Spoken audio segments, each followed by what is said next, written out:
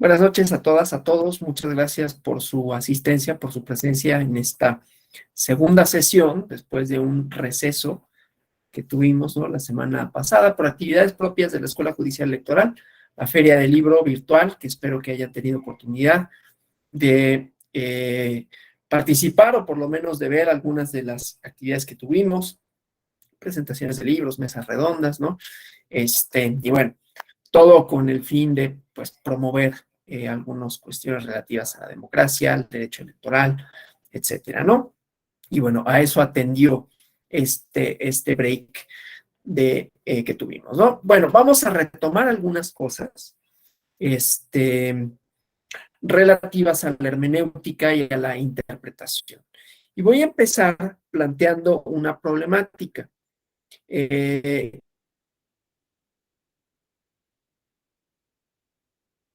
Que creo que, a ver, yo no sé si la escucharon o no, es una problemática relativa. Y ahorita verán por esta, ¿qué tiene que ver con hermenéutica? Pero a eso voy, ¿no? Entonces, era un meme, no sé si era un meme, o era una imagen nada más, o era una playera que una persona tenía y se hizo viral, por lo menos en Twitter, que decía, a tu teoría le falta calle, ¿no? En términos, digamos, ¿cómo decirlo? Pues hay una aversión, ¿no? Ha habido una aversión a las teorías, porque de pronto, y ahorita vemos eso como una hermenéutica del presente, ¿no? Hay una idea de que las teorías, son aburridas y no sirven para nada. Una vez yo platicaba con una amiga, perdonen lo anecdótico, y ahorita voy a lo de tu teoría le falta calle, la importancia de la teoría para poder conocer propuestas de conocimiento y métodos para llegar a ¿no? Dentro de los cuales pues está la hermenéutica, pero esas formas de llegar al conocimiento y métodos, ¿no?, me van a permitir arribar al contenido de la norma o a la interpretación correcta de algo, ¿no? O sea, yo no puedo llegar a una calle, y vuelvo a lo de la teoría, ahorita cuento lo de mi amigo, yo no puedo llegar a una calle y decir, ¿no?, aquí voy a conocer, aquí está el conocimiento, los acontecimientos son los que me van a dar lo que necesito, no está la universidad de la vida. No, pues, ni siquiera en el derecho, ¿no? Hoy veía pues era un tweet, ¿no?, que decían, si tal persona, que básicamente es un académico, sabrá pedir un expediente. Pues es que no es su campo, ¿no? O sea, no poder pedir un expediente en un juzgado, lo que quiere decir es que no eres abogado litigante, lo cual no quiere decir que no sepas de derecho, es una cosa totalmente distinta. Pero hay equívocos, es a lo que voy. Entonces, cuando decimos a tu teoría le falta calle, es tanto como pensar que un profesional del derecho tiene que saber pedir un expediente. Es tanto como pensar que un médico tiene que saber operar. Pues no necesariamente, ¿no? Si un médico te puede prescribir, te puede diagnosticar, pero no necesariamente puede saber, ¿no?, algo que yo no sé de medicina, ¿no?, pero un conocimiento muy básico de medicina. Yo no sé si la operación la puede practicar cualquiera que se titule de la licenciatura en medicina. Habrá algunos fundamentos y podrán hacer una disección, pero pues hay una especialidad que es cirugía, ¿no? La abogacía no es el único campo en donde se desenvuelve el derecho. ¿Importa? Tendrá efectos para la hermenéutica y ahorita lo vamos a ir viendo, vamos a ir desgranando esa parte, ¿no? Pero no sabe derecho el que sabe pedir un expediente, vaya, por Dios. Yo tengo un tío, y eso sí es cierto, ¿no?, que sabe bien los tejes y manejes en los juzgados y que se puede mover, no sabe de derecho. No podría plantear un argumento, no podría hacer una interpretación de los alcances de una figura jurídica, ¿no? Y sabe muy bien, mucho mejor que yo, domina la cuestión práctica de cómo hacerle para obtener un expediente, una copia, presentar una promoción, ¿no? Y eso lo hace mejor abogado que yo. Bueno, no sabe de otras cosas, ¿no? No podría, insisto, plantear un argumento. Entonces, a lo mejor yo diría, oye, pues tú llévalo y yo redacto, ¿no? Son saberes distintos, es a lo que voy. Pero entonces, estos equívocos, ¿no?, de a tu teoría le falta calle. Si nunca has ido a la calle, entonces no puedes teorizar sobre qué es. Pues sí, en parte, pero si no tienes conceptos, imagínense, ¿no?, que llego a un juzgado o no, llego a la calle y no sé nada, no tengo a prioris, es decir, conceptos. Y entonces lo que veo no es nada, ¿no? No es absolutamente nada, no significa nada. Si yo no tuviera conceptos, si yo no tuviera un lenguaje para nombrar las cosas. Pero ¿qué es el lenguaje? Yo lo puedo inventar. Y entonces me encuentro con una silla, pero yo no sé qué se llama silla y le denomino plátano. No sirve en nada, porque entonces no voy a poderme comunicar con otras personas con relación a ese objeto que los dos vemos. Entonces, lo importante de esto es que en la hermenéutica no hay arbitrariedad absoluta. A veces se acusa a la hermenéutica, ¿no? Vimos algunos aspectos relevantes con relación a esto, de contexto, de distintas escuelas, ¿no? Histórica, exegética, y cada una proponía algo sobre el derecho y sobre cómo se conoce, cómo se discierne, su contenido, sus alcances, ¿sí? Y esto hace referencia a algo, que es la importancia de la teoría, de los marcos teóricos, ¿sí?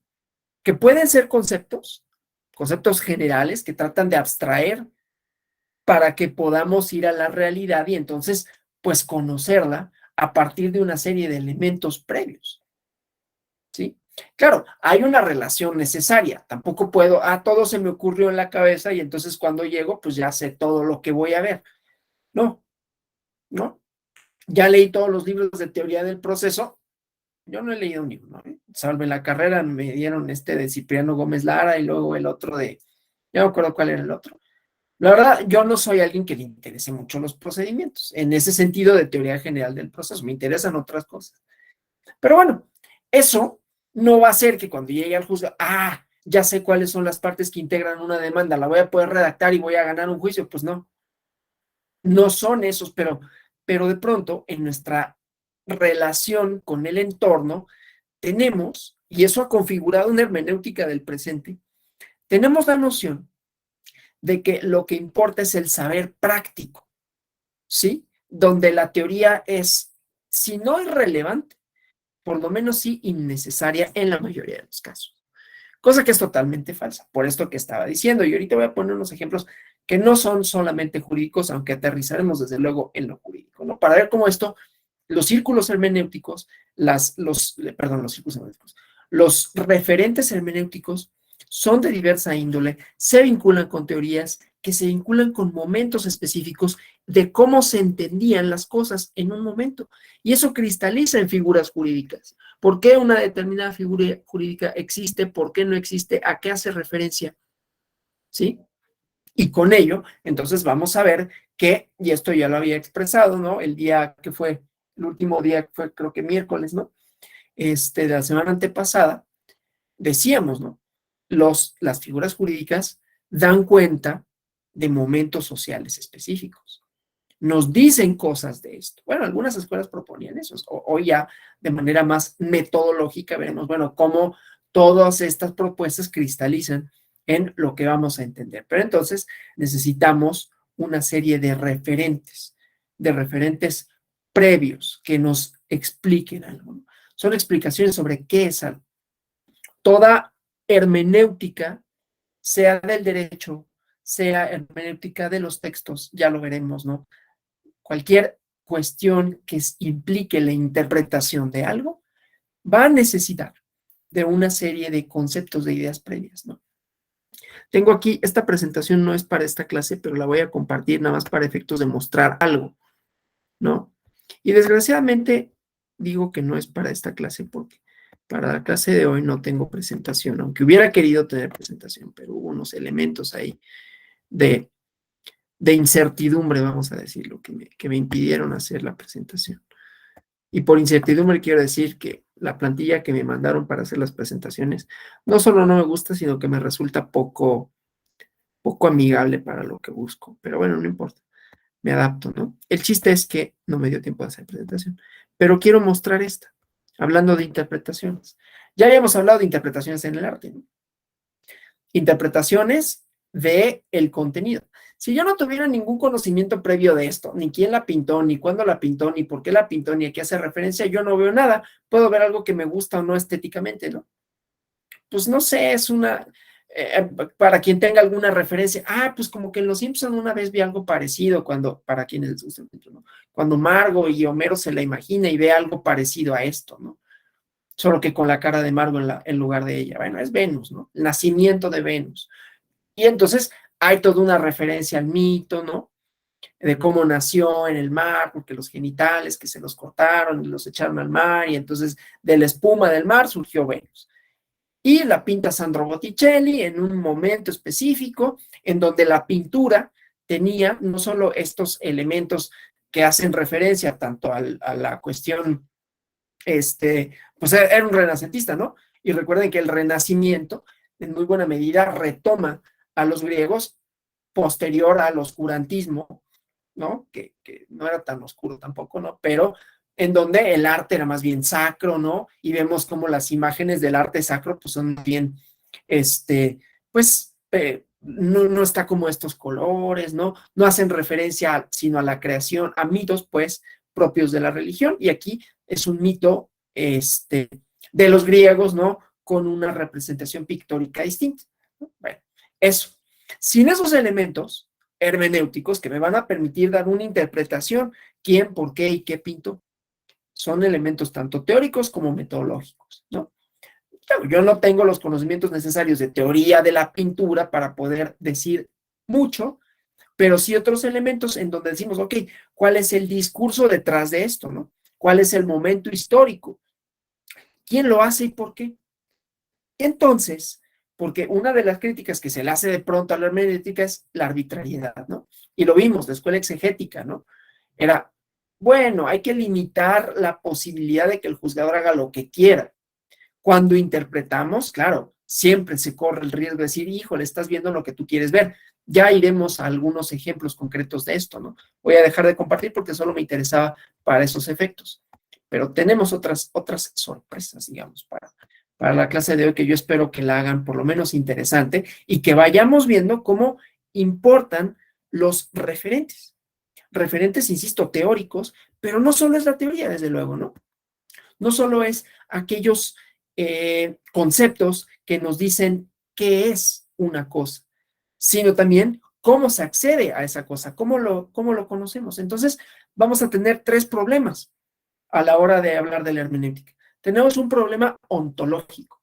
¿De qué se compone? ¿Cuál es la sustancia de esto? ¿Sí? En términos, digamos, ya sabemos que lo que nos interesa son la hermenéutica de los textos, pero que los textos no se limitan a los textos escritos, sino a cualquier forma de comunicación. Por eso decíamos pintura, hablamos de arte en la clase pasada, ¿no? Y les puse el ejemplo de Duchamp. Hubiera traído la imagen de Duchamp también, ¿no? El mingitorio, porque esa falta de contexto lo vuelve como artístico, más allá de que después, o sea, cualquier cosa es artística, ¿no? Y uno ve las exposiciones, por ejemplo, de Gabriel Orozco, en un Oxxo pone rollos de papel de baño en una pirámide, ¿no? Y bueno, pues yo no sé pues, por qué sea muy artístico, pero hay un discurso detrás. El chiste, pues, es que los teóricos nos dicen qué son las cosas, qué es el arte, de qué se compone, ¿sí? Hay una explicación de esa realidad según el universo al que se trate. Entonces, en la parte ontológica, ¿no? Lo que vamos a ver es que nos dice cuáles son los elementos que lo fundan, que lo componen. Y ahí tenemos en el derecho dos corrientes, ¿no? Teóricas, que nos dicen, bueno, el derecho es la ley, o el derecho es los valores, Montesquieu, ¿no? Los valores que existen universales, pero que cada sociedad los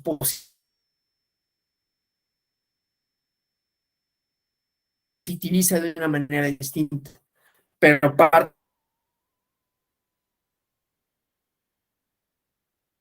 de valores universales, que es una tradición un tanto.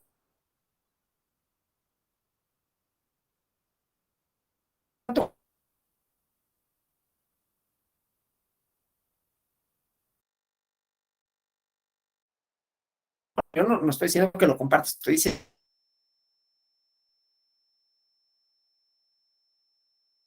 cuál es. Se está perdiendo un poco el audio. Ahí está. Luego hay un fundamento secular en el justnaturalismo, ¿no? Que nos dice qué es la ley.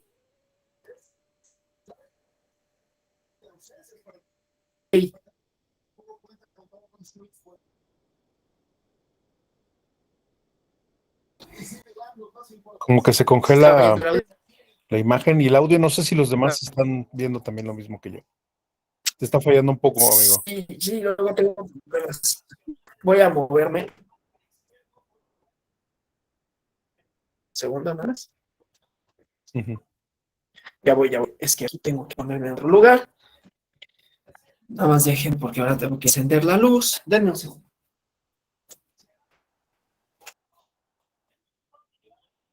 Ahora ya no tendría que haber problemas.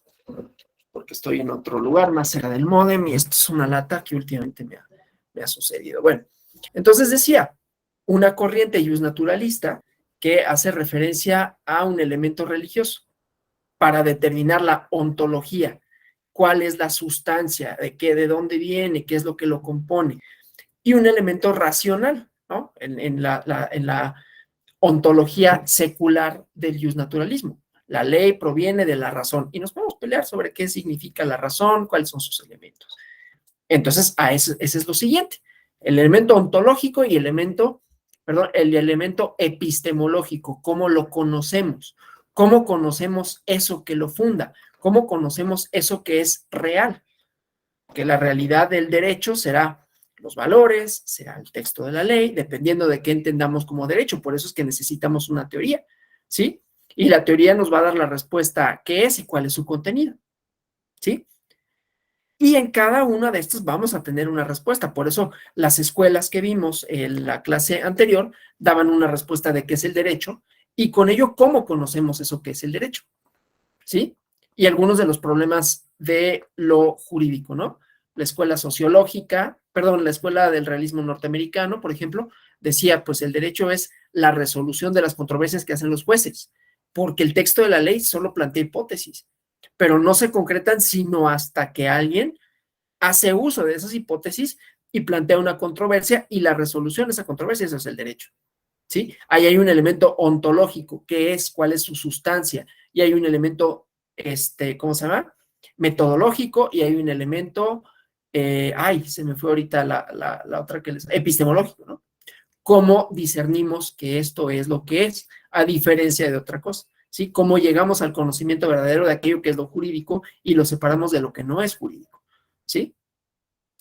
Y todos esos elementos son tanto teóricos como metodológicos, porque una teoría va a definir nuestra metodología. Lo cual quiere decir que en la hermenéutica hay de por medio una teoría que nos dice qué es el derecho, ¿sí? Puede ser la norma en su texto, puede ser la norma más allá de su texto, puede ser la norma en sus valores, y entonces esto nos va a dando los elementos a partir de los cuales vamos a interpretar, ¿sí? ¿Vamos bien? Si no me dicen, ¿no? Entonces decía, pues, hay estos problemas, tres problemas, ontológico, epistemológico y metodológico, ¿no? ¿De qué se compone el ontológico? Epistemológico, ¿cómo lo diferenciamos de otra cosa? Y ese algo puede entenderse, aunque no sea así necesariamente, como algo inmutable, ¿sí? Como una realidad histórica, digo, dependiendo, ¿no?, de la teoría. Puede ser una realidad histórica concreta con validez relativa. Ya veremos instituciones jurídicas a esto, ¿sí? Y problemas metodológicos. ¿Cómo podemos estudiarlo? Y si cabe, según la teoría, que nos diga qué es este objeto, interpretarlo, ¿sí? Nosotros en principio decimos, esto no necesita interpretación. Es una taza, tiene una realidad concreta y tiene un uso concreto. Yo les había dicho, hay una película en donde vuelcan esto, y se llama Los dioses deben estar locos, ¿no? Le dan un giro a esto y dicen, no, pues no es así. No es, porque en un lugar en donde esto no fuera un referente compartido, no tiene ningún sentido una botella de coca, ¿no? Ni tendría por qué tener un sentido esto. Otra vez, es el discurso del arte contemporáneo, en donde cualquier cosa puede ser arte si lo colocas en un contexto distinto, ¿no? Entonces, ahí igual, tenemos un problema. ¿Cuál es la sustancia del arte? ¿Cómo lo diferenciamos de algo que no? Y ahí hay una ruptura, porque dicen, no, pues es que no lo puedes diferenciar, ¿sí? Una cáscara de plátano puede serlo, si lo pones en el... Yo no estoy diciendo que lo compartan, pero es una propuesta, ¿sí? Y hay una metodología, desde luego. Ahí está medio difuminada la metodología, desde luego, ¿no? Aquí la metodología sería, en la pintura sería más concreta, a ver, pues el Botticelli, ¿no? Hay una teoría detrás, hay un discurso detrás y hay una serie de formas pictóricas detrás. Pero como no los voy a aburrir con pintura, los voy a aburrir con música, ¿no? Entonces, vamos a ver 3 ejemplos de corrientes musicales y cómo cada una hace referencia a momentos históricos, que eso es lo que más me importa, ¿no? Esto bueno, me parece que puede ser didáctico, ¿no? Para entender cómo detrás de las proposiciones, detrás de los enunciados, que vamos a entender que también hay enunciados musicales, ¿no? Son propuestas melódicas que conjuntan instrumentos, ¿sí? Que hablan de épocas. Eso es lo más importante. El derecho, los textos, las cosas, el arte, hablan de épocas. La vestimenta, los peinados, las formas de habla, las que se valen y las que no se valen. Pero entonces, todos esos elementos tienen que estar presentes a la hora de hacer hermenéutica. A lo que voy es que no es tan arbitrario. No es nada más de, pues a mí se me ocurrió que era esto, sino que hay una justificación detrás, que es una justificación ontológica, epistemológica y metodológica. Vamos primero a la parte musical y luego vamos al derecho, si les parece.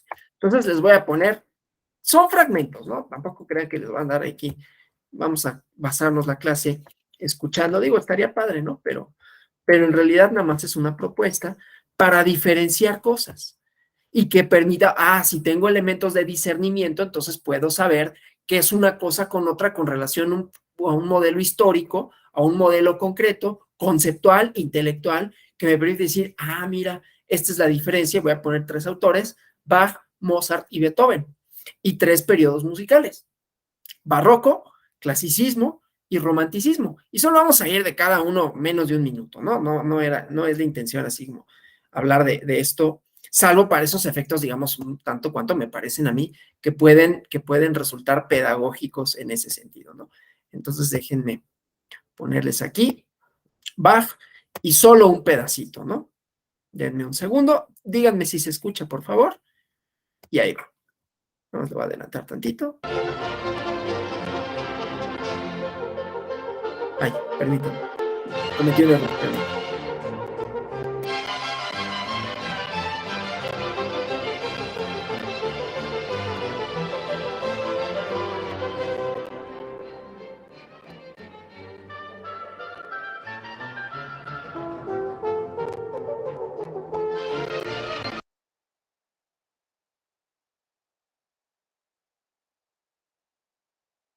No es la mejor grabación, pero no importa. Hay un conjunto de elementos ahí que nos permiten interpretar un discurso musical. ¿Cuál es el discurso musical del barroco? Muchas voces, ¿no? Muchos instrumentos y cada uno tiene esa armonía, pero es una elaboración intelectual así grande, ¿no?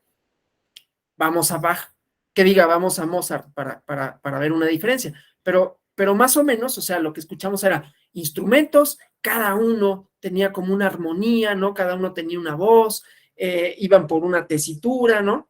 Y están ahí tratando de dar una serie de elementos discursivos, musicales complejos, ¿sí? Voy a dejar de compartir para compartirles ahora un fragmento chiquito y espero que esta pieza la conocemos, creo que todos, es la sonata nocturna, ¿no? Serenata nocturna, perdón, de Mozart, ¿no? Denme el segundo, ¿eh? La comparto acá.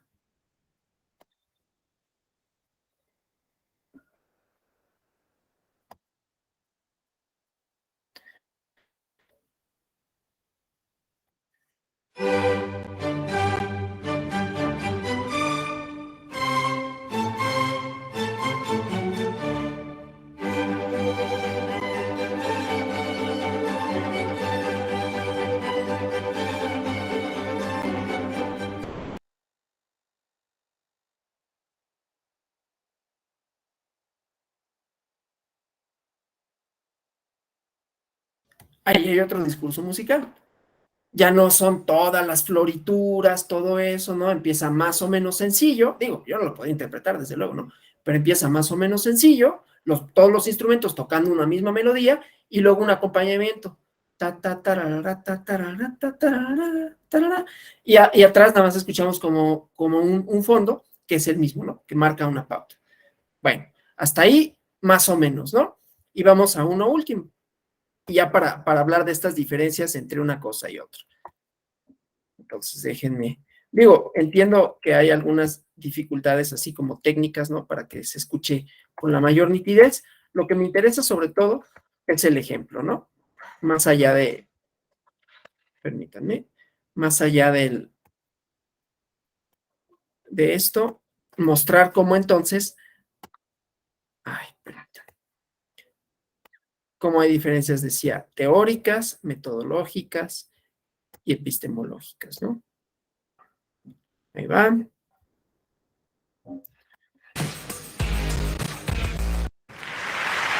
Thank you very much indeed, Ken. Applause now for Daniel Barenboim.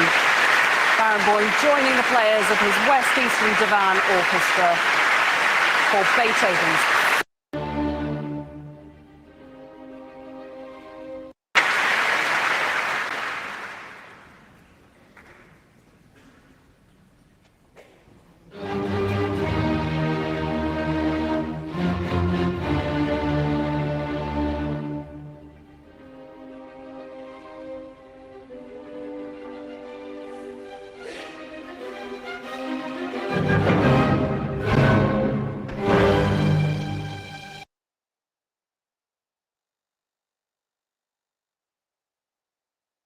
Ya, nada más era eso, ¿no? Entonces, tres diferentes compositores de tres diferentes épocas que tienen un discurso musical distinto, qué es lo armonioso, qué es lo melódico y cómo lo construimos. ¿Sí? Pareciera que no tiene ninguna relación, pero cada uno de esos hace referencia a una manera de entender la armonía, como en las escuelas, ¿no? O sea, decía, el barroco tiene su propuesta musical intelectualizada, con esos instrumentos, ¿no? Para quienes tengan la imagen de Bach, ¿no? Era un tipo que estaba así peinado con unos cairelitos aquí y unos más adelante, así como muy rebuscado, ¿no? Luego Mozart era así como lacio y nada más aquí abajito unos cairelitos, y Beethoven un desastre, ¿no? Despeinado así. El discurso del romanticismo son las emociones, los sentimientos, ¿no? Entonces de repente Beethoven por eso empieza así como estridente y luego tiene pedacitos, a mí me gusta más eso, ¿no? Tiene pedacitos como tranquilos y luego otra vez, ¿no? Fuerte, luego en la novena sinfonía coros, ¿no?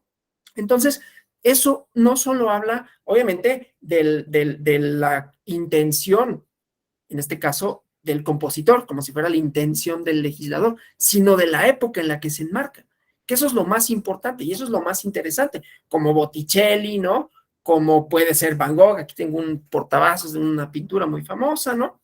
Tiene una técnica pictórica que hace alusión a otras, pero además, en el ejemplo de Bach, Mozart y Beethoven, Bach, en esta erudición, lo que intenta hacer, no solo Mozart, ¿no? Sino todo el clasicismo, es como, estos elementos son del barroco, son muy aburridos, ¿no? Son muy rebuscados, queremos música que sea, pues sí, digamos, peinadita, bien peinadita, ¿no? Que tenga una armonía y todo, pero menos rebuscada. Claro, ¿qué dicen los barrocos? Eso, no es, eso se pierden los valores, eso no es música, ¿no? Eso se está perdiendo la esencia de lo musical, lo intelectual de ese discurso, ¿no? Y Beethoven es así de, no, hombre, pues esto es como, está muy cuadrado, ¿no? Hay que ponerle más cosas, ¿no? Pero esas cosas que no sean intelectuales, ¿no? Sino emotivas. Entonces, cada uno tiene una serie de propuestas sobre qué, cómo y por qué, que insisto, datan de una época, ¿sí? Bueno, pues en el derecho podemos discernir algo parecido, ¿no? Algo parecido no solo a la musicalidad, sino a la propuesta de los elementos que componen eso a que hace referencia la ley.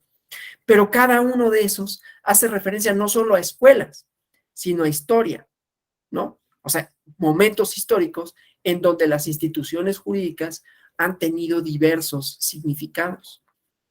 ¿Eso qué quiere decir?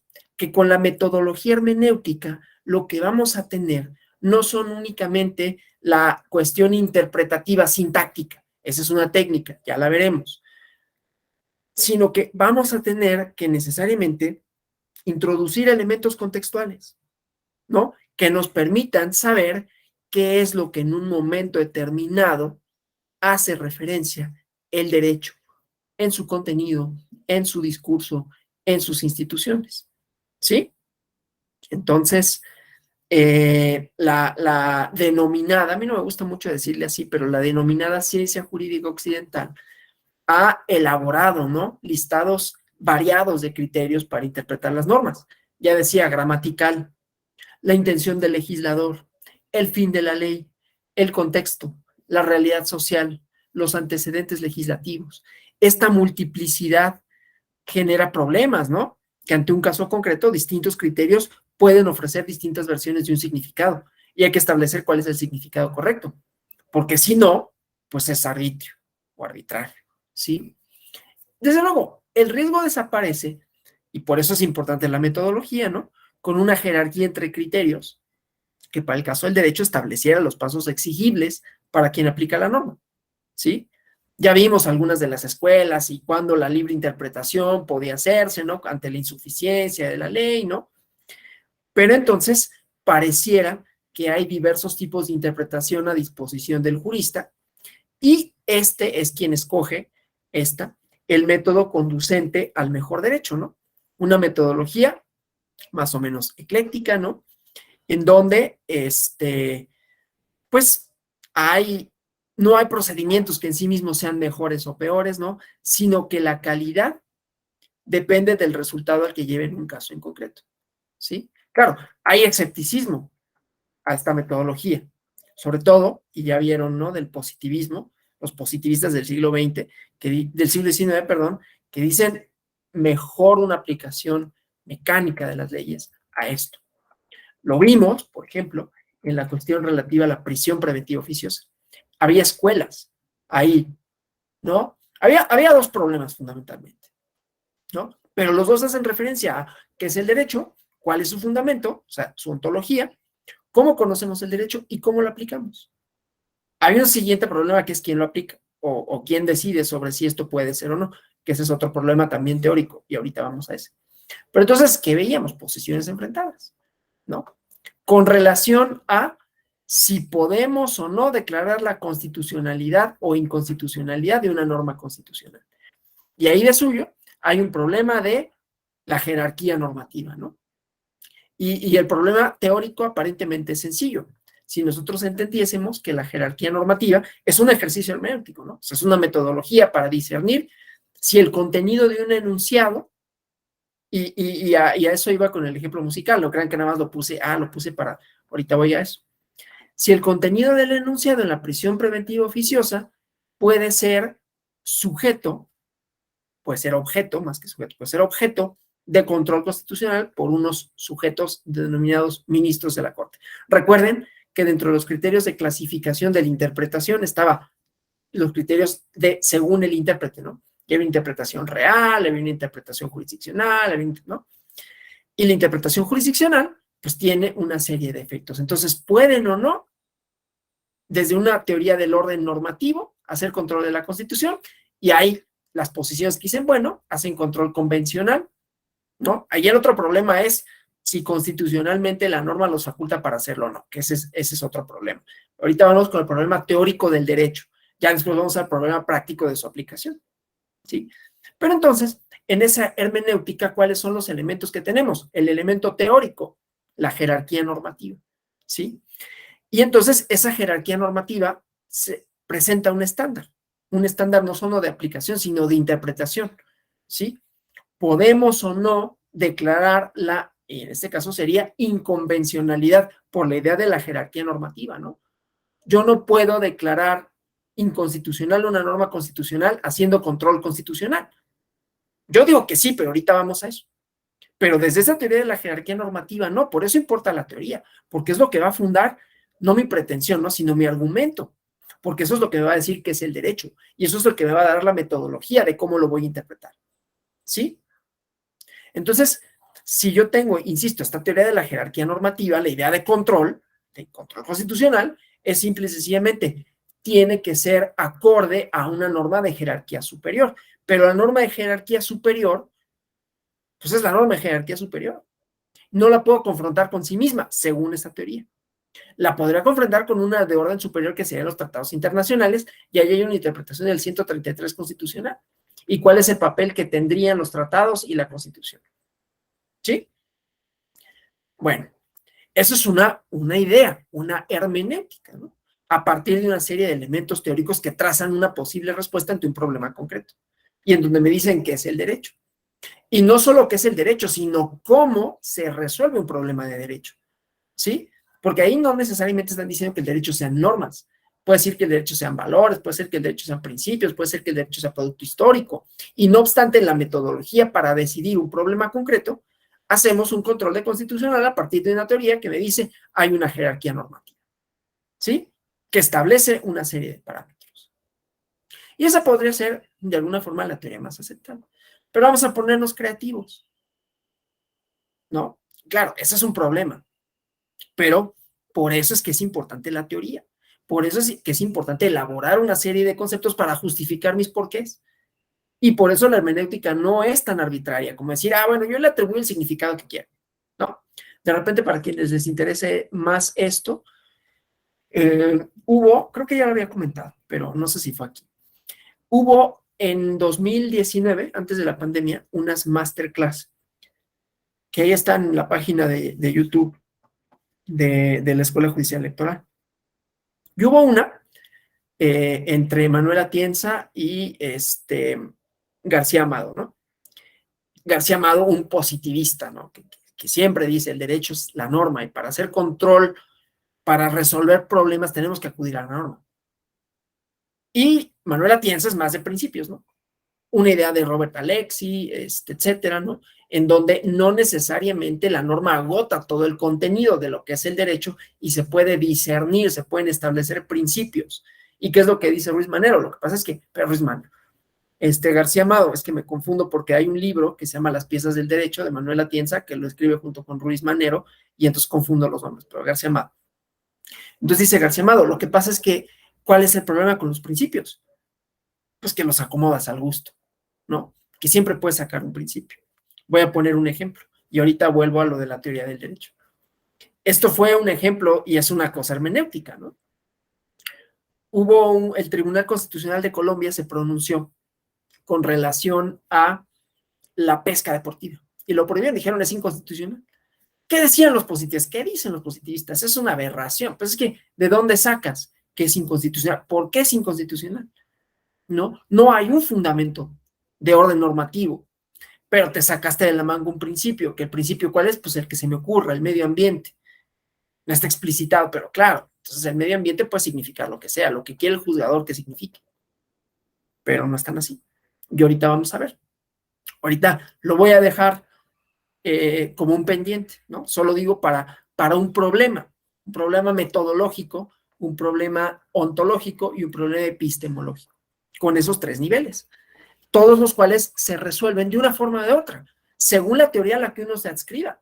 Si soy positivista, voy a decir, el derecho es lo que dice la norma, y se resuelven de conformidad con los elementos lógicos normativos, ¿sí?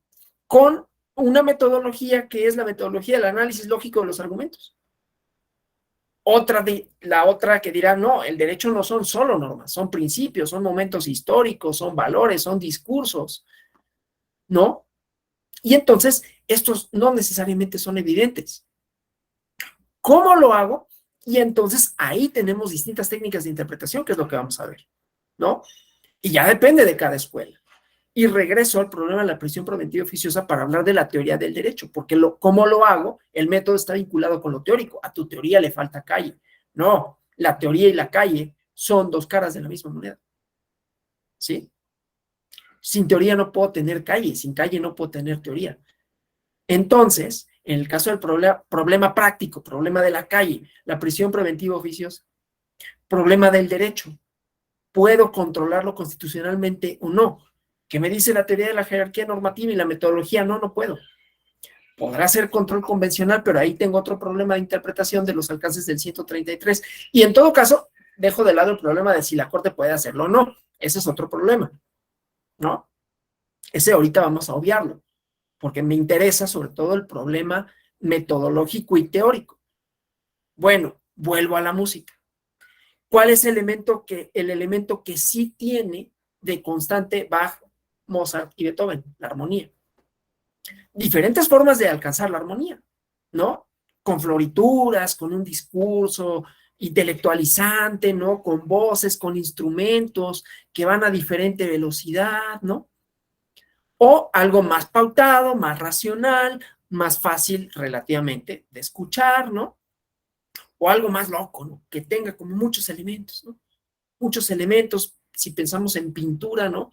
Bach sería el nacimiento de Venus, ¿no? Mozart sería quizás, es que no sé si llegue tanto como a esto, ¿no? No sé si sea esto, pero vamos a decir que fuera un Van Gogh, ¿no? No creo, en realidad, ¿no? No sería tanto un Van Gogh. Pero bueno, vamos a suponer que fuera. Y Beethoven sería Picasso, ¿no? Las formas están extrañas, pero dan cuenta de otra cosa, de otra manera de entender, ¿sí? Bueno, entonces, tienen un común, que es una técnica, que es una metodología, que nos dice qué es y cómo. Bueno, en teoría constitucional podríamos entenderlo, es una propuesta, yo no estoy diciendo que seguramente a alguien ya se le ocurrió, ¿no? Pero, ¿cómo sí podríamos hacer control constitucional de la Constitución? Haciendo una teoría de la Constitución, no desde el punto de vista de la jerarquía normativa, sino desde el punto de vista de la armonía constitucional. Metáfora musical, y a lo mejor me van a acusar de, esto está loco, ¿no? Está sacando conceptos de otro lado para adecuarlos a lo que él quiere, que ese es el problema del subjetivismo, del que acusan a los hermeneutas. Y no es un problema resuelto, ¿sí? Porque aquí me van a decir, claro, lo que tú buscas es justificar, como lo hacen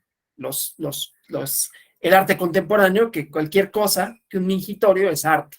Y entonces, pues lo que sea es control constitucional. Pero bueno, dejando de lado esa posible crítica, que sería válida y habrá que contraargumentarla, pero diríamos, ¿qué pasa con entender la Constitución como un discurso inserto en un contexto?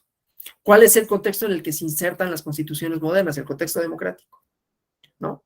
Y la democracia son valores. La democracia nos habla de relaciones sociales deseables y deseadas, ¿sí? De relaciones sociales que a nosotros nos gustaría que se mantuviesen. Y con ello, ¿no? Ya no solo la democracia son procedimientos para elegir autoridades, esa es una parte, pero son maneras de ser y de hacer, contenido normativo, contenido ético, formas de entender a las demás personas y de entendernos en el mundo. Y entonces, bueno, ok, entonces las constituciones tendrán que ser armónicas con eso. Cualquier institución que rompiera con esa armonía podría ser considerada inconstitucional. Es más, sin necesidad de discernir si el discurso constitucional es en ese sentido democrático, porque otra vez para decir, bueno, pero relaciones sociales deseables y deseadas, pues híjole, ¿cómo las defines, no? Desde luego, estamos conscientes de que hay elementos de incertidumbre. Esto no les gusta a los positivistas, ¿no? Pero, otra vez, regresemos, Beethoven no me da como la pauta, oye, ¿qué sigue, no? Con Mozart ya sé que sigue, ¿no? Tan, tan, tan, tan, tan, tan, tan, tan, tan, ya sé que sigue, y está bien. Con Beethoven puedo tener un momento así, de repente, pum, otra vez un alto, y otra vez un bajo, y de repente un coro, ¿no? Bueno, entonces, acá, claro, hay elementos de incertidumbre, de decir, es que yo no puedo saber cuál va a ser ni el contenido, ni la resolución, ni el resultado de esa controversia jurídica, ¿sí? Y entonces, pues ya me quitaste el piso de seguridad, ya me quitaste el concepto clave, seguridad jurídica, el margen de predictibilidad que tengo con relación a la resolución de un juzgador, la certeza, ¿sí? Bueno, pero entonces, decía, vamos a obviar, bueno, el discurso constitucional democrático, ¿no? Pues poner una serie de estándares, una racionalidad, construirla, lo he intentado Habermas, ¿no? Una racionalidad discursiva, en términos de cuáles son los elementos a partir de los cuales puedo entender que hay un discurso democrático o no, ¿sí? Vamos a pensar que no es así. Dejen de lado lo democrático. Podríamos discernir la sistematicidad lógica de la Constitución. La Constitución persigue finalidades. Es más, la porción normativa que se refiere a los procesos penales está dentro de esa lógica armónicamente inserta la prisión preventiva oficiosa, sino ¿por qué? Y a la respuesta que demos, entonces vamos a tener una forma de interpretar, ¿sí? Entonces, estos elementos, ¿no?, nos van dando estas actitudes, ¿no?, de cómo entender las relaciones jurídicas, ¿no? Claro, según la hermenéutica jurídica, a partir de lo que digo ya va a ser como más o menos obvio lo que voy a decir, ¿no? Pero no hay una jerarquía interpretativa, ¿no? No hay una jerarquía, o sea, no es la jerarquía normativa lo que debe de guiar la metodología jurídica, ¿sí?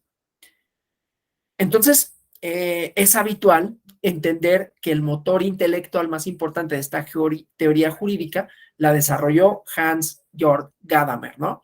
Que quizás lo hayan visto, ¿no? La primera mitad de estos, es que estos módulos en realidad son 4, ¿no? Bueno, son 2 clases o 2 módulos, ¿no? O sea, 4 clases en total, entendido que cada módulo es de 2 clases, que primero es la filosofía hermenéutica y el positivismo y su relación con el derecho, y entonces ahí hay una serie de criterios, digamos, teóricos, ¿no? Pero bueno, probablemente hayan visto a Gadamer y cómo Gadamer realiza su filosofía a partir de Heidegger, ¿no?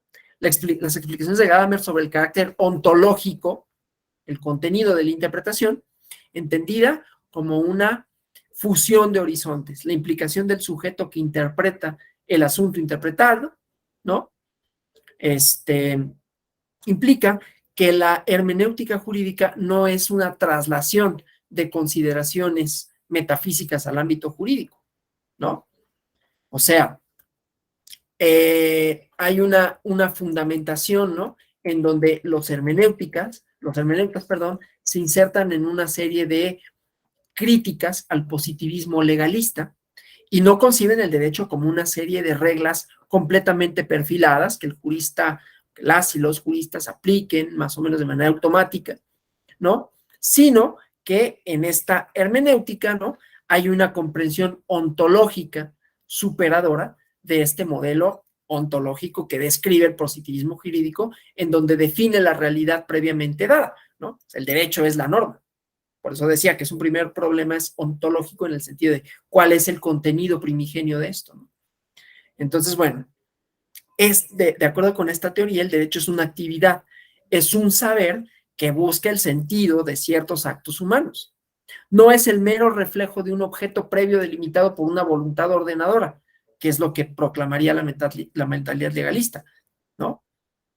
Entonces, el derecho es una práctica social interpretativa reelaborada constantemente ante las incitaciones nuevas que lanzan casos y problemas. Y ante ellos, el texto normativo se abre a los contextos de manera que no puede ser fijado tan solo por el legislador. Regreso al problema de la Corte Constitucional de Colombia, ¿no? La pesca. El problema de la constitucionalidad de la pesca deportiva, ¿no? Dice, pues, te estás inventando un principio jurídico que no existe. No, lo que sí existe es una realidad social. Una realidad social que obviamente no toda la realidad social está normada, sería imposible normarla. Por eso es que tenemos elementos de incertidumbre. Pero claro, eso es lo que no le gusta a los positivistas. Entonces, no, que el derecho sea lo que está normado y lo que está normado, pues se normará después. Y entonces, una vez que esté normado, volvemos a la seguridad jurídica, ¿no? Se podrá aplicar, ¿sí? Lo que pasa es que también hay otro elemento de realidad, ¿no? ¿Qué pasa con las sociedades contemporáneas? Que cambian muy rápido. Y entonces, siempre los elementos normativos van a resultar insuficientes. Pero bueno, ¿qué pasa con esta resolución? A mí me gusta la resolución, porque, a ver, me interpela. ¿Por qué me interpela? Porque tiene un contenido, ¿no? La resolución, como no importa lo que diga la resolución, la consecuencia de la resolución, los efectos de la resolución y los porqués de la resolución. ¿sí? La interpretación que de la realidad social hace para decir una práctica no tiene cabida en un ordenamiento jurídico democrático. Oye, pero los peces no tienen derechos. Sí tienen. Hay un derecho abstracto, que es el medio ambiente, ¿sí? El medio ambiente que supone, entre otras cosas, un equilibrio natural. La pesca deportiva rompe con ese equilibrio, ¿no? Porque se pescan de demasiados peces, ¿no? Y eso tiene consecuencias en el medio ambiente, en el marítimo, ¿no? Pero además fomenta una práctica de crueldad animal, ¿sí? Claro, no todo el mundo estará de acuerdo, pero eso de crueldad animal es un tema, ¿sí? Que en nuestras realidades, en nuestras sociedades políticas contemporáneas, está ahí. Es problemático, pero entonces también deja de comer carne y deja de usar, no sé, productos que experimentan con animales y así sucesivamente. Claro, es un problema de bioética mucho más grande que no se acaba con eso, pero que forma parte de ese discurso, de decir hasta dónde debe llegar el derecho, a quiénes debe de proteger, por qué lo debe de proteger y a partir de qué. Esos elementos de discernimiento, ¿no? Nos permiten entender que el derecho no nada más es esto, ¿no? Entonces, debido a esta característica que les cuento, lo que concluimos es que la interpretación no es una tarea subsidiaria, sino central, porque el derecho, de acuerdo con esto, ¿no? Solo aparece mediante la interpretación reiterada de los textos jurídicos ante nuevos casos.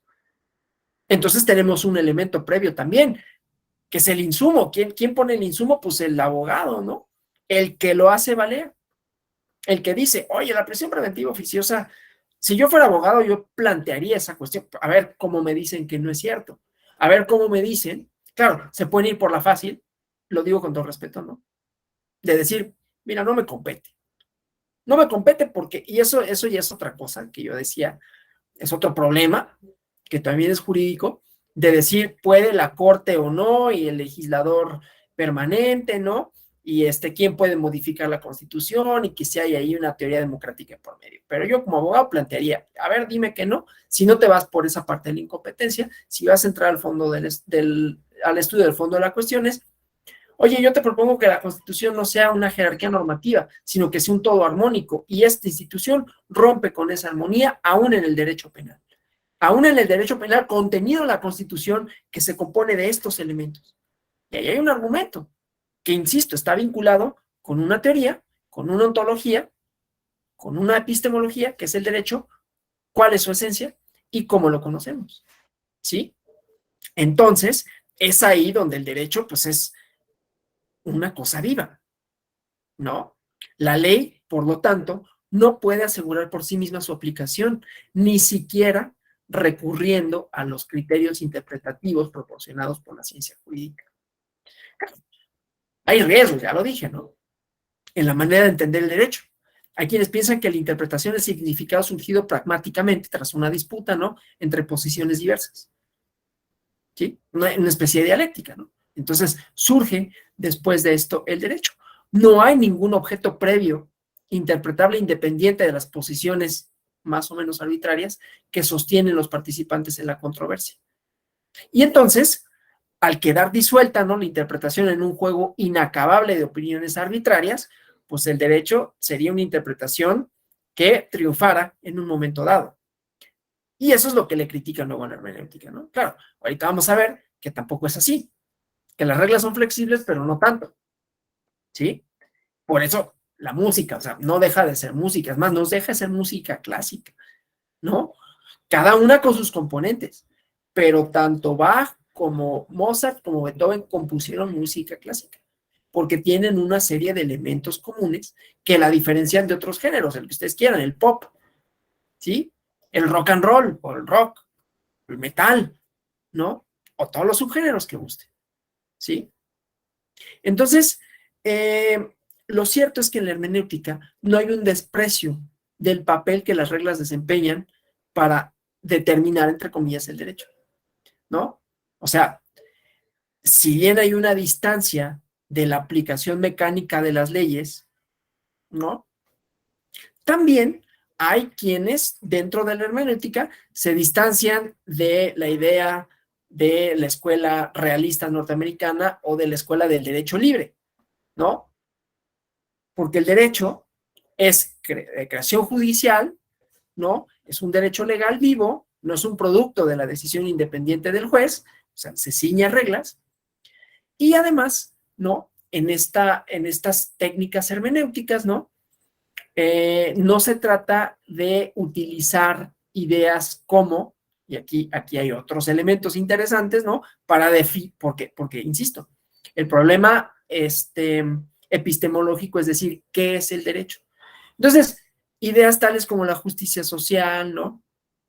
La idea de la derecho, equidad, que permitan al juez saltar por encima del material normativo para expresar sentimientos y apreciaciones, ¿no? Desconfiar de un sentido común, ¿no? O sea, una serie de metodologías en este sentido que están presentes en algunas de las corrientes. Aquí hablaba de la escuela gadameriana, ¿no? Del derecho, ¿no? Entonces, bueno, el juez, por lo tanto, no es libre ante la ley. La ley no es nada más una recomendación, vincula al juez en todas las circunstancias y no la puede sobrepasar. No es que la ley sea lo que yo quiero que sea, ¿no?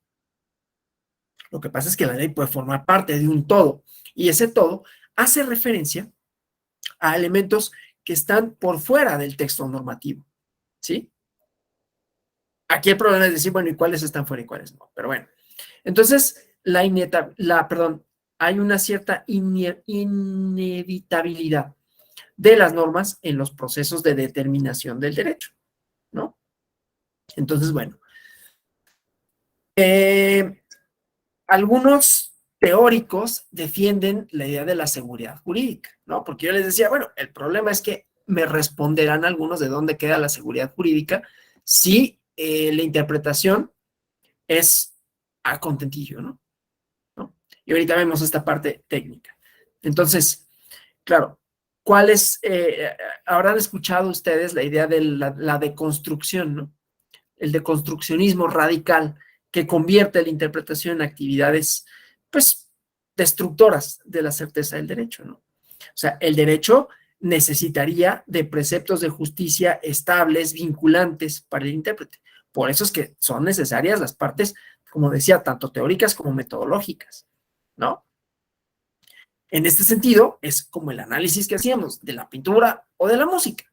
Necesitamos elementos que nos digan los porqués, que nos digan su contenido, ¿sí? Que nos permitan diferenciarlo de otra cosa. Porque entonces el derecho no es cualquier discurso, es un discurso en particular con un contenido específico que hace referencia a cosas específicas.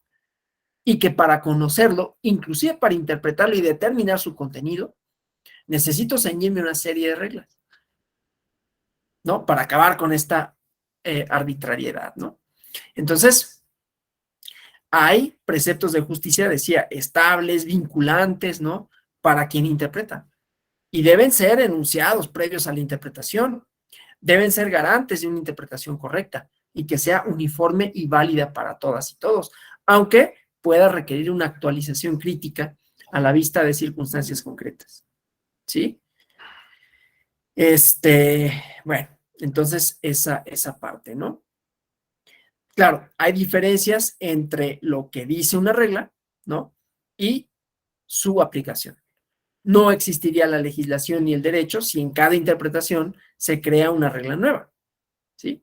Entonces, bueno, esta idea, pues, o en esta idea, la teoría defiende un concepto de ley que no se identifica con un mero mandato que emana de la voluntad legisladora, ¿no? O sea, la noción de la ley como realidad estática que está puesta exclusivamente por el legislador, como lo denomina el derecho positivismo, la corriente positivista o el positivismo del siglo XIX, pero no significa, por otra parte, abandonar la ley, ¿no? Sino que hay que regresar a ella, pero de manera activa, ¿no? La ley, pues, no es un acto imperativo del legislador histórico, sino un modelo de regulación cuyo sentido puede ser comprendido, ¿sí? Insisto, es una propuesta. Entonces, la regulación no la crea el derecho positivo de manera completamente novedosa. parte de materiales lingüísticos, conceptuales y valorativos dados y disponibles en construcciones anteriores que conforman la infraestructura de la norma. Vamos a hablarlo en términos distintos, ¿no? Para hacer referencia a esto. ¿Cómo vamos hasta aquí? ¿Preguntas? ¿Comentarios? ¿Todo bien? Bueno. Entonces, el derecho lo podemos ver como un contenido de enunciados específicos que hacen referencia a situaciones específicas, ¿no? En momentos históricos determinados. Ya no quise volver a decir específicos, ¿no? Momentos históricos determinados y que reflejan una serie de expectativas, una serie de realidades y una serie de relaciones. Deseables, deseadas o no. ¿Sí? Pero el contenido normativo que tenemos hoy, y con ello el contenido interpretativo, depende ya sea del contenido el contenido normativo previo o de la interpretación previa que se haya hecho de ese contenido. Si existe o si no existe. Ya les decía, Mozart y el clasicismo es una respuesta al barroco, ¿no? Una respuesta en donde dicen, no, esto está muy, estéticamente está bonito, pero es demasiado, está muy recargado, ¿no? Necesitamos algo más simple aunque ordenado, ¿sí? Y luego el el romanticismo es una respuesta que dice, oye, pero esto ya está como muy aburrido, ¿no? Está muy formal, es muy predecible, vamos a ponerle otros elementos emocionantes, ¿no? Bueno, pensemos en instituciones jurídicas, ¿no? Que se transforman, ¿sí? No solo legislativamente, sino jurisdiccionalmente. Voy a poner varios ejemplos, pero cómo cada uno de estos da cuenta, otra vez, del problema ontológico, el problema epistemológico y metodológico, ¿no? Entonces, bueno, voy a poner un ejemplo de cómo el contenido normativo, los enunciados de la ley, son respuesta a unos enunciados previos que hacen referencia a no teorías en el sentido de la teoría musical, sino a manifestaciones concretas de la sociedad. Bueno, en España, salvo por el breve interludio de la República, en los años 80 y durante el siglo XX no existía la institución del divorcio. No existía. No había esa posibilidad, ¿no? Uno se podría casar, pero no te podrías desvincular del matrimonialmente. En México, el divorcio empezó a regularse en el Código Civil por ahí de los años 20, de los años 30, ¿no? Antes tampoco se podía. ¿Y eso qué, no? Bueno, insertar el divorcio como posibilidad para desvincular a una unión matrimonial tiene efectos no solo sobre los términos de un contrato que se rompe, ¿no? Sino sobre relaciones sociales. Pero no solo eso, sino sobre la familia, el papel de la mujer, en ese sentido, ¿no? El papel de lo deseable en ese momento. ¿Por qué? ¿Cuál era? O sea, nosotros ahorita podemos decir que bárbaros, ¿cómo es posible que tuvieran que sujetar? Porque además aquí, obviamente, hay un elemento de poder inserto, ¿no? Que es, ¿en detrimento de quién es que no haya divorcio? Pues de la mujer, ¿no? Porque es como de, no, pues ya te fregaste, ¿no? O sea, puede ser el tipo, como sea, tú eres la madre. Hace un tipo, como decía, hace referencia a un tipo de relaciones sociales específicas. No está explicitado así. Pero el hecho de que esa institución no existe y que no se te pueda desvincular, va en detrimento de quienes no forman parte de, que en ese momento no tenían el mismo poder, ¿no? Dentro de una estructura familiar, que era indefectiblemente, como dicen, patriarcal, ¿no? Indefectiblemente así lo era. Bueno, se introduce la posibilidad, pero primero era limitada, ¿no? Era, tienes que acreditar los supuestos para que entonces puedas vincularte. Nuevamente, hay una institución y hay una idea detrás de eso que protege, hay una preponderancia de la familia, no de la voluntad de la persona que se quiere desvincular. Y luego viene la interpretación de, no, el matrimonio encausado. No importa si hay una causa o no, basta con que hay un elemento voluntad. Ya no quiero, ya no aguanto este tipo, ¿no? Y eso es un elemento central para desvincular. Ah, ahí hay una idea, en donde ya la centralidad, lo que se protege no es la familia, sino la voluntad, ¿no? La voluntad de uno de los contrayentes. Aquí, en beneficio de quienes históricamente sufren más en una relación matrimonial. ¿Sí? Hay una transformación de la figura jurídica, hay una transformación de la manera de entenderla, sus alcances, su contenido, en su enunciación. ¿Sí? Pero todo este ejercicio es un ejercicio interpretativo, porque la figura, la definición no la daba, simplemente podías o no podías. Y el hecho de poder o no poder es lo único que decía la ley. No, pues eso no existe y ya, ¿no? Y ya, no hay posibilidad para hacerlo.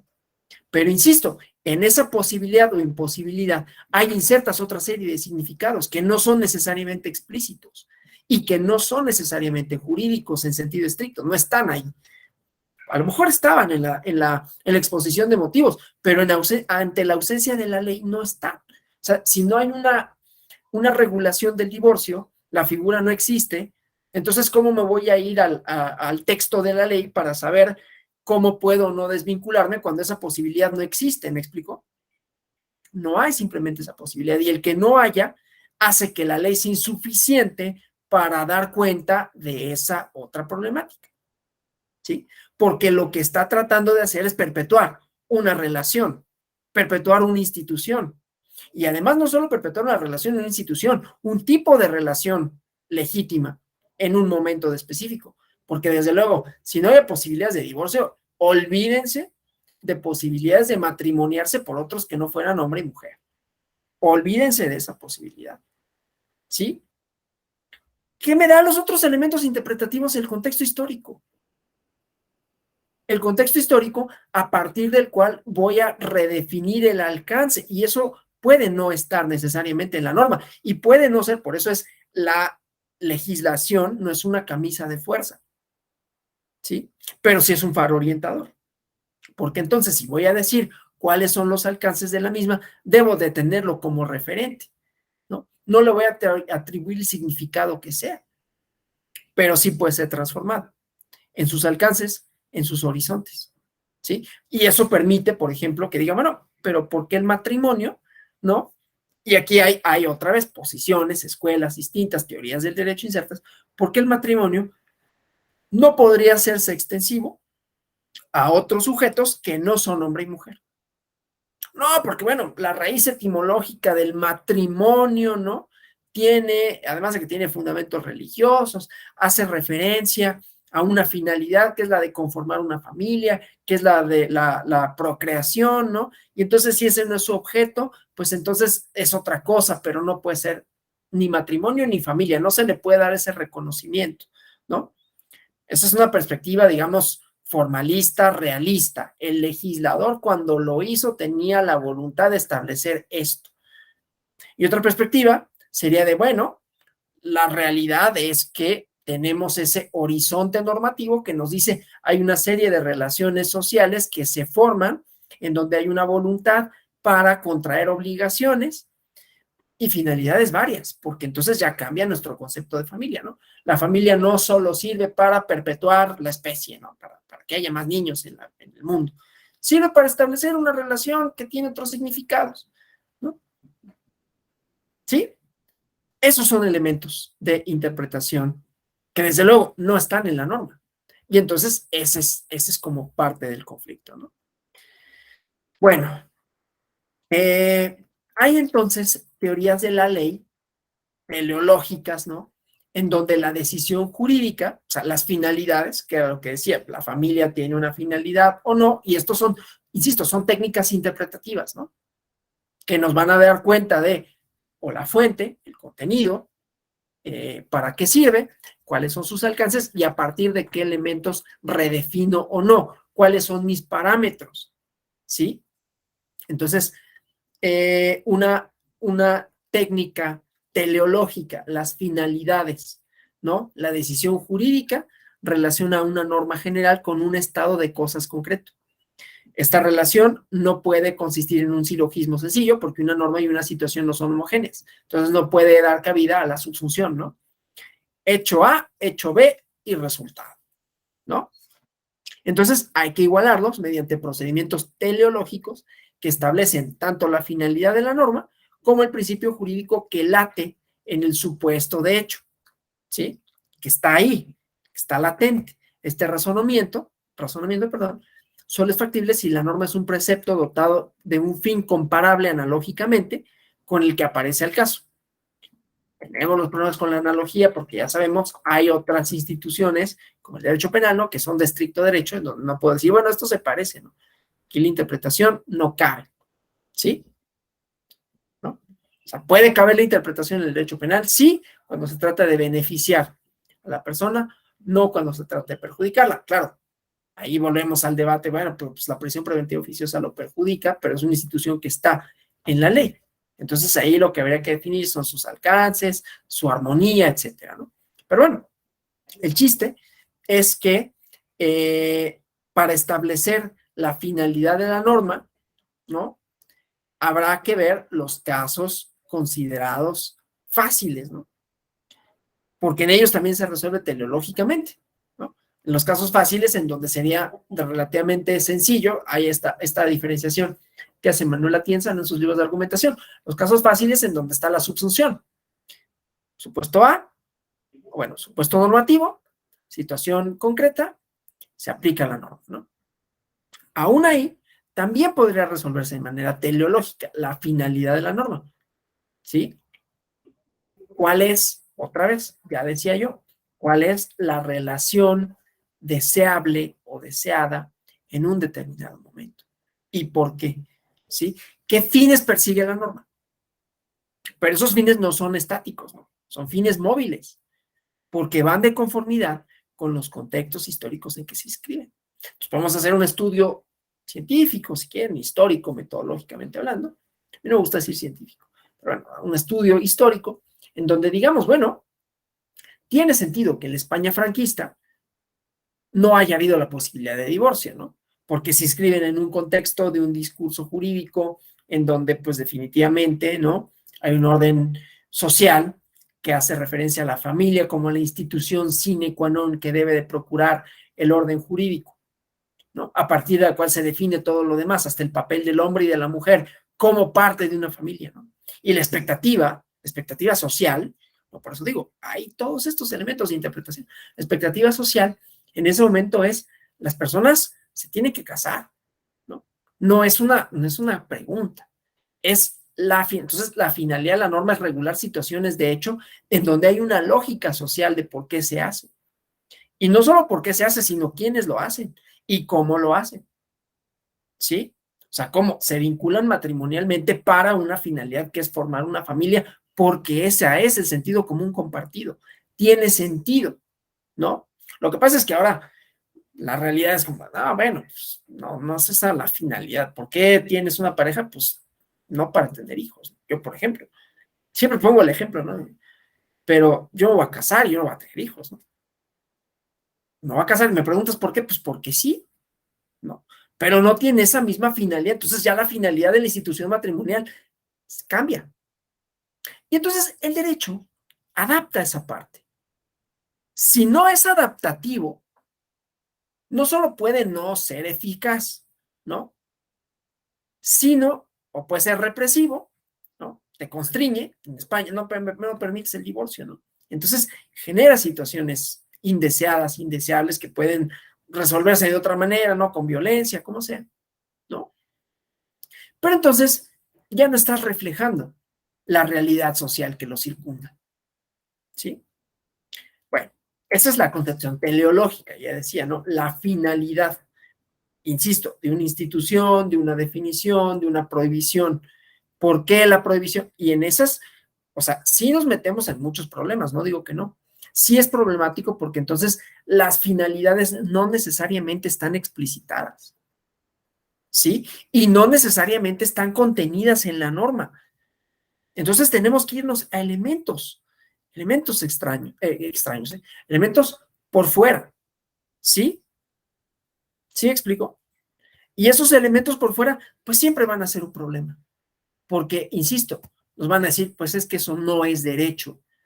Por eso volvemos a la idea de lo metodológico, lo teleológico, perdón, lo metodológico que incluye a lo teórico, que es ontología y epistemología, que es por qué y de qué se compone, ¿sí?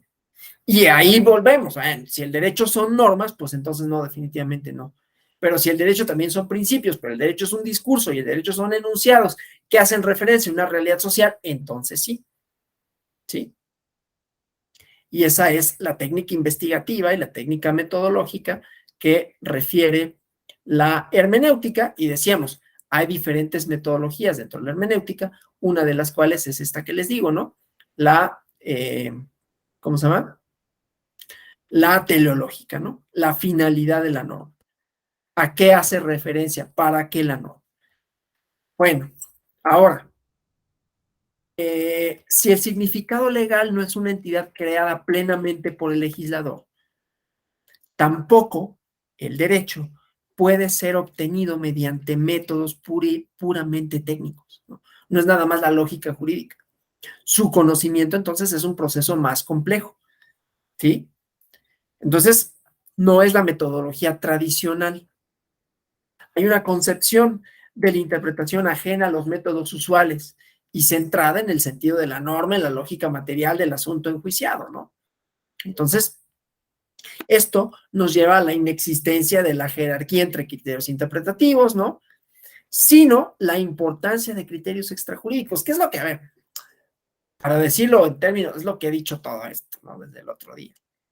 Criterios económicos, políticos, sociales, y ahorita viene ya como finalmente una propuesta de la democracia como un estándar para, ya lo había dicho más o menos, ¿no? Pero la democracia como un estándar para la interpretación, que sería como la hermenéutica contemporánea, en donde otra vez vamos a ver, ¿no? Los elementos, a tu teoría le falta calle, y no es cierto, ¿no? Bueno, entonces, decía, pues, estos elementos, estos criterios extrajurídicos, son fundamentales para la interpretación. Eso que decía, el discurso sobre la familia no está en la ley. Si no existe la figura del divorcio, pues entonces no puedo discernir que eso que no dice la ley sea eso que yo quiero imputarle, ¿no?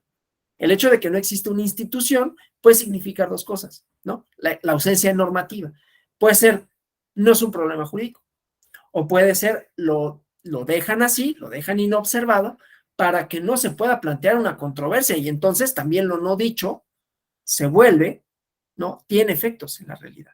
Lo que no se permite, ¿no? Ya sea porque está explícitamente prohibido o porque no está regulado, me impide construir otro tipo de realidades, ¿sí?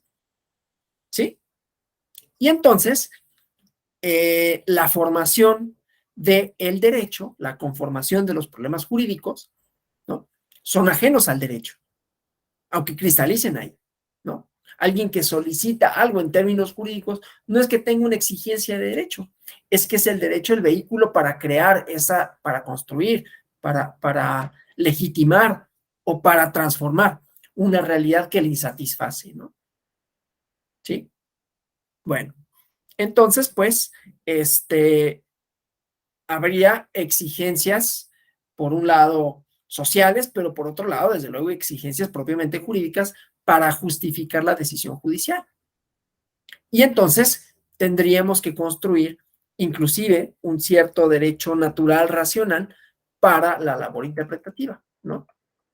Entonces, bueno, pero las metodologías no están centradas en la recepción pasiva del significado colocado en la ley por la voluntad estatal, ¿no? La ley se encuentra en un método histórico de interpretación, ¿no? Que procede del absolutismo, porque el texto es un documento histórico personal que reclama la misma fidelidad debida al príncipe. Esta es una propuesta, ¿no? Es decir, bueno, si el hecho son entidades normativas fijas, hay unas reminiscencias del absolutismo donde obedezco la ley, cual si se tratase de el rey, ¿no? O desde un punto de vista, si quieren, justnaturalista eclesiástico, pues es la voluntad de Dios, ¿no? Y pues ahí con eso no hay nada que hacer, ¿sí? Pero bueno, entonces la interpretación histórica, ya vimos esta teleológica, la finalidad, esta es histórica, que no necesariamente es de la escuela histórica, porque aquí estamos hablando de la hermenéutica con elementos extrajurídicos. La hermenéutica de la teleología son elementos jurídicos, ya dijimos, ¿no? La norma es un estándar, a partir de lo cual se van a definir los alcances y definiciones de la misma, ¿sí? Y aquí es los problemas, el contenido de la norma no solo se dilucida con los principios del derecho, ¿no? te sales de ese discurso jurídico, ¿sí? Entonces, en la interpretación decía histórica, puede ser uso de materiales preparatorios de la ley como instrumentos auxiliares, ¿no? Para entender el texto normativo, la ideología de los principios, ¿no? Representada en el texto. Entonces, está la referencia a la voluntad del legislador, el espíritu de la ley, ¿no? No todo el mundo está de acuerdo con ese planteamiento, ¿no? Porque dice, la interpretación no puede consistir en la extracción de un significado legal redivivo desde el pasado, sino en la atención a la conciencia jurídica del tiempo presente. Entonces hay una valoración, ¿sí? Una valoración del presente, hermenéutica del presente, que les dije en el principio de la sesión, ¿no? Una hermenéutica del presente, y vamos a llegar a eso, ¿eh? En eso voy a terminar yo, ¿sí? Entonces, para evitar que la incapacidad de los métodos tradicionales sea mera cobertura de la pura arbitrariedad judicial, hay que atender a los principios jurídicos, a la configuración del problema, y entonces, claro, la interpretación supone respetar la ley, reconstruyendo la razón legal, pero esa tarea sería irrealizable sin la referencia a los criterios de la superior idea funcional, o sea, los principios jurídicos que posee la jurisprudencia, pero a la realidad histórica que se valora en los hechos, ¿sí? Entonces, el texto se explica desde el contexto, ¿sí? De forma que éste selecciona el sentido de aquel, ¿sí? O sea, el contexto selecciona el sentido del texto. Puedo volver al ejemplo del matrimonio, si gusta, ¿no? De por qué se ha transformado como institución jurídica, ¿no? Que primero era religiosa, se seculariza, luego hace referencia a un orden social, ¿no? En donde las relaciones sociales son específicas, ¿no? Donde, así como ahora, quizás, en nuestro sentido común, muy poca gente, bueno, ahí tiene un elemento de clase, ¿no? De posición social, pero bueno, vamos a suponer que en la franja media de la sociedad, pues es normal ir a la universidad. No es algo que te cuestiones si lo vas a hacer o no. Es lo que haces, ¿no? Y si te preguntan por qué, pues no sé, pues porque... Y puede uno elaborar una serie de razones, pero las razones son, pues, porque así es. Porque ese es el orden social que se ha configurado, ¿no? La importancia de la especialización, de la profesionalización. No estoy en contra de eso, estoy diciendo que es una expectativa que resulta lógica, ¿sí? Así como en un momento resultaba lógico tener familia, y la mayoría de las personas tenían familia y se casaban, ¿no? Porque era como estaba configurada la sociedad, pero se van reconfigurando y entonces deja de ser necesario. Y las explicaciones pueden ser múltiples, ¿no? Es que el crecimiento poblacional, es que la precariedad, es que lo que sea. Pero la idea es que el matrimonio entonces ya resulta insuficiente para definir el tipo de relaciones que hay ya, y entonces pues o se queda en lo arcaico o se transforma. Y al transformarse entonces abre las posibilidades para que otros sujetos, primero, redefinan las finalidades del matrimonio. Ya no es la procreación. Habrá quienes sí, pero no es un mandato, ¿no? No es la finalidad de la institución. Aquí tenemos a mi oyente, ¿no? Que tiene hambre, lo que pasa es que por eso lo tengo aquí encima. Sí, entonces reconfigura los alcances, la teleología. Esa es una forma. Y el método histórico, ¿no? Entonces, bueno, esta realidad es ajena a la institución, ¿sí? Entonces, el contexto es lo que le da el contenido, no al revés, ¿sí? No es que yo quiera forzar a que la realidad se adecue al texto de la norma, es que pues la realidad va a tener que redefinir los alcances de esta, ¿sí? Entonces, en esta contextualización, que no es una casuística, ¿eh? O sea, el juez realiza su trabajo a partir de valoraciones, instancias tales como la conciencia histórica general, ¿sí? Las conexiones funcionales propias del sistema jurídico. Entonces, la interpretación es un enlace entre la ley escrita y el derecho no escrito, entendiendo por un conjunto de exigencias, necesidades, principios, tradiciones, comentarios, doctrinas. Es la actividad judicial la que vivifica la planificación legal conectándola con esa tradición. Pero desde luego, otra vez, vuelvo a la parte de, pues sí, pero necesita de insumos, ¿no? Necesita de alguien que ya lo haga valer. Y que diga, oye, yo no estoy de acuerdo con que la institución tenga estos alcances. ¿Sí? Ya no sirve para definir esta situación de hecho. Voy a poner un ejemplo de derecho electoral para ver si queda más claro, ¿no? Y ya voy a la idea de la hermenéutica del presente, para completar esta parte, ¿no? La idea de la ciudadanía está vinculada en su génesis, ¿no?, a un territorio. ¿Quiénes son ciudadanos? Quienes pertenecen a un lugar. ¿Y qué me define la pertenencia de un lugar? Que yo me encuentro en ese lugar, ¿no? Yo soy mexicana, mexicano, no solo porque nací, sino porque estoy en este territorio. Y eso es lo que me vincula con mi comunidad. Digo, hay otros elementos simbólicos, que si el idioma, que si la tradición, que si lloro cuando pasa el himno, yo no lloro, ¿no? Pero bueno, cuando pasan el himno, ¿no? Y me pongo la camiseta de México. Esos elementos simbólicos están bien. Pero finalmente el vínculo jurídico estricto, que no es el más importante necesariamente, pero el vínculo jurídico estricto me lo da el que yo nací en este, ¿no?, en este territorio. Me vinculo con él de esa manera, jurídicamente. Desde la Paz de Westfalia, ¿no?, la idea de Estado está vinculado a la ciudadanía, vinculada con el territorio. Y sin embargo, hoy tenemos criterios de extraterritorialidad, en donde son ciudadanas y ciudadanos mexicanos, no pasa para en todos los lugares, ¿no? Hay tradiciones jurídicas distintas, ¿no? Y no solo tradiciones jurídicas, formas distintas de entender ese vínculo, ¿sí? Pero bueno, entonces en México ya la idea de ciudadanía ya no está anclada solo con la territorialidad, ¿no?, sino que hay residentes en el extranjero, no solo que pueden votar, sino tener representación, ¿no? Tener representación porque mantienen un vínculo simbólico, ¿sí?, ya sea porque migraron o ya sea porque son hijos de migrantes, ¿sí? Entonces, ahí hay una readaptación de cuál es el significado, alcances y límites concretos. ¿Por qué? Porque hay una realidad histórica. ¿Cuál es esa realidad histórica? ¿No? La migración como fenómeno, la falta de garantías para un buen número de migrantes, sobre todo los que viven en Estados Unidos, que es los que tienen esta parte de la representación garantizada, ¿no?, y su no desvinculación necesaria con México, ¿no?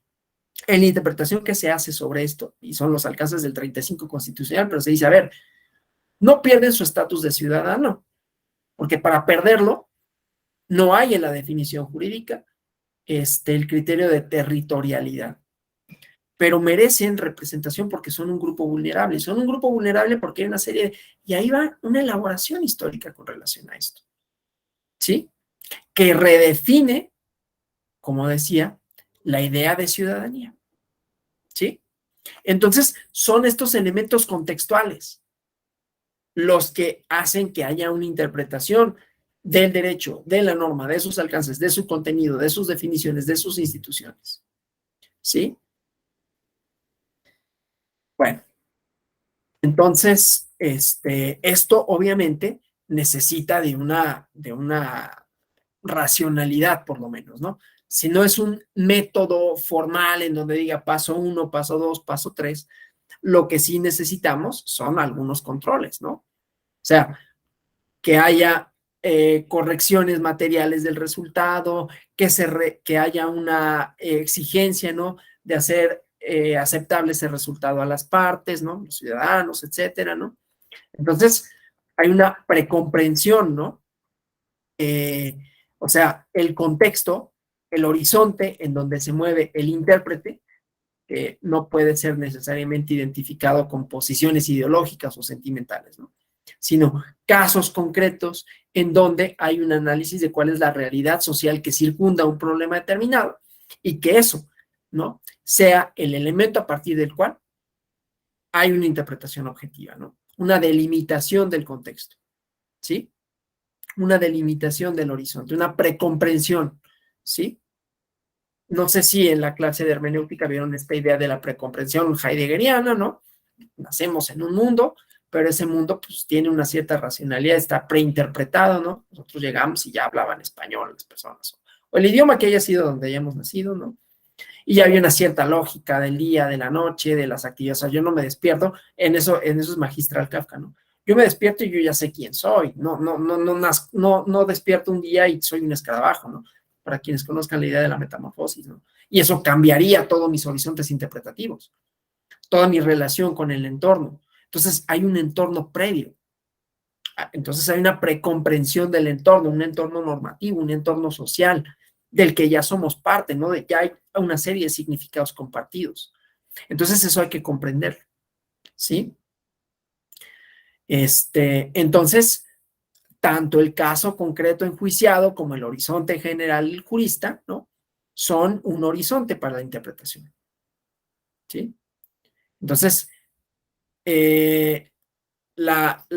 digamos, el sentido de la norma, las apreciaciones acerca del sentido de la norma, que se basan en la precomprensión, en las referencias a las situaciones en donde se insertan las expectativas sociales vigentes y el entorno del jurista.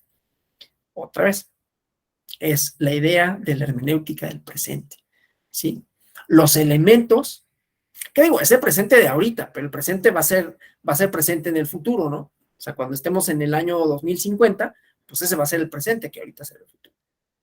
Entonces, esos elementos de precomprensión, lo que me van a permitir es discernir cuáles son las situaciones sociales que están aconteciendo. Se describen, se analizan, ¿no?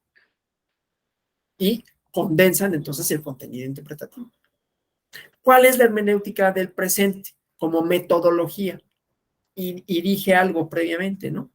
La democracia como un estándar de valoración, ¿sí? Yo dije que si la Constitución tendría que ser adecuada con un discurso democrático, ese me parece que podría ser un estándar, valga la redundancia, interpretativo para el discurso constitucional. Y entonces poder decir, aquí el problema es quién lo puede decir y quién no, ¿no? Y si puede la Corte, y eso reconfiguraría la división de poderes, y esa es otra cosa. Pero si las constituciones, bueno, a ver, si las democracias tienen que tener un contenido sustantivo, la norma democrática, ¿no? Esa es la hermenéutica del presente. Suponiendo, pues, que la democracia es más que procedimientos para determinar a las autoridades políticas legítimas. Son formas de definir las relaciones sociales. Son formas de actuar del poder de la ciudadanía, un estándar ético, ¿no? En donde hay pluralidad, comprensión, diálogo, intercambio y cuando digo pluralidad me refiero a pluralidad social, no la idea liberal de pluralidad, ay, todos pueden pensar lo que quieran, no todos pueden pensar lo que quieran, porque si mi pensamiento significa hacer de lado a otros grupos, estigmatizarlos o ejercer la violencia en contra de ellos, entonces no me estoy adecuando a un discurso democrático de pluralidad cultural, étnica, sexual, etcétera, etcétera, ¿no? O sea, la diversidad en sentido amplio, que esa es una característica central de las sociedades contemporáneas, no a todo el mundo le gusta, ¿sí? Por eso vemos que hay manifestaciones contrarias a esto, estigmatizaciones, ¿no? Pero entonces, si este fuera nuestro arco hermenéutico, ¿no? Nuestros referentes hermenéuticos a partir de los cuales vamos a redefinir el contenido normativo, tendríamos que responder a la pregunta, ¿qué relaciones sociales, ¿no? existentes hace referencia, ¿no? O cuáles son las relaciones sociales existentes y por qué se vinculan con los principios democráticos de convivencia social, ¿sí? Y a partir de esto, estos serían los elementos contextuales que me van a definir el contenido de la norma, ¿no? Y así entenderemos que no toda norma por provenir de procedimientos democráticos es por sí mismo democrática, ¿no? Tendrá que tener un contenido sustantivo con relación a qué, otra vez, relaciones sociales legitima, construye, fomenta, reproduce. Con el Estado, con los propios particulares, con el poder político. Entonces, ampliamos el horizonte, ¿sí? Claro, esto se vincula con otro elemento metodológico que es la argumentación, porque entonces tendré que discernir, ¿sí?